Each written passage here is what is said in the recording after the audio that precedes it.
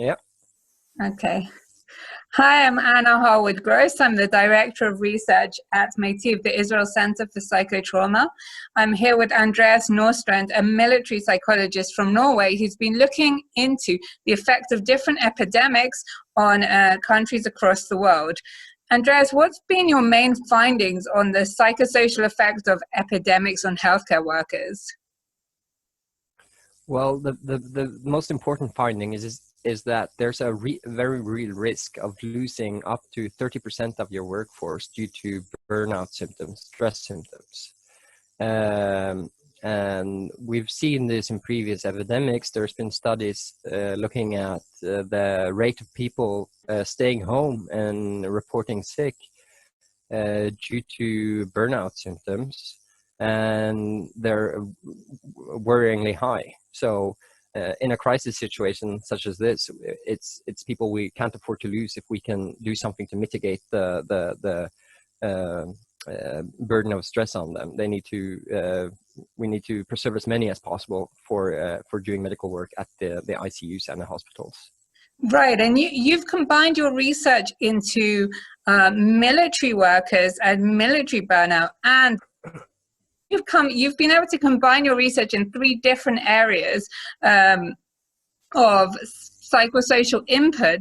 And what are the 3 main categories of help that you can give these people? Well, when I reviewed the literature, I find that there's a big overlap between the recommended measures to mitigate the burnout symptoms and how we work in managing stress amongst combat troops. So what I see is that you can kind of categorize this into 3 different levels.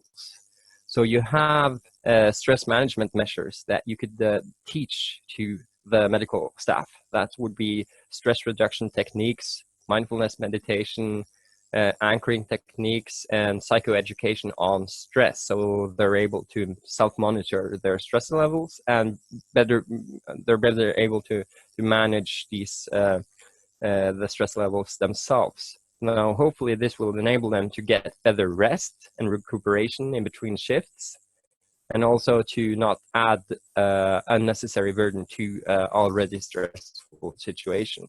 So that's level 1.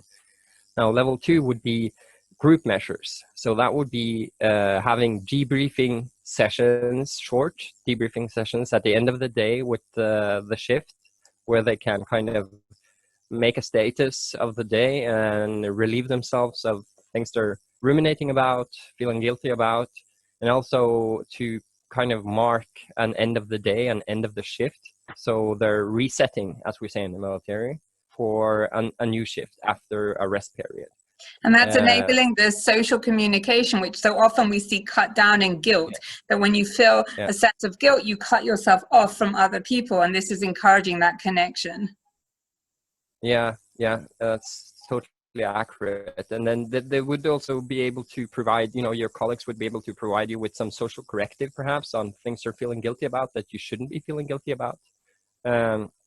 So that's really important to kind of organize your crew so as they can kind of debrief and defuse at the end of the day, at the end of the shift. Right. So that's one such measure. And then at the 3rd level, that would be having a psychosocial support team, preferably staffed with people who are knowledgeable about stress reactions and stress management, like psychologists or psychiatrists who work with stress reactions, or nurses who are specialized on this. And then they would be able to help the management at the hospital implement the correct measures, and also provide, counseling or at the individual level when people are having acute stress symptoms. And this is also one of the measures that's been recommended in the literature.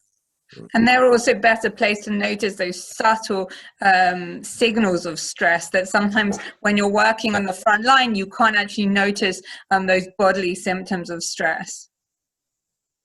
Yeah, so one of the things we saw in, for instance, when we did the stress management in the Operation Triton, which Norway participated in, where they had the search and rescue operations, where they picked up thousands upon thousands of migrants in the Mediterranean, was that in these very intense shifts where there might be a lot of dead people, a lot of migrants, they had dedicated personnel who monitored the service providers for showing signs of fatigue, showing signs of burnout, and then rotating them from the most intense tasks, such as managing dead bodies, and then limiting their exposure to these very intense situations.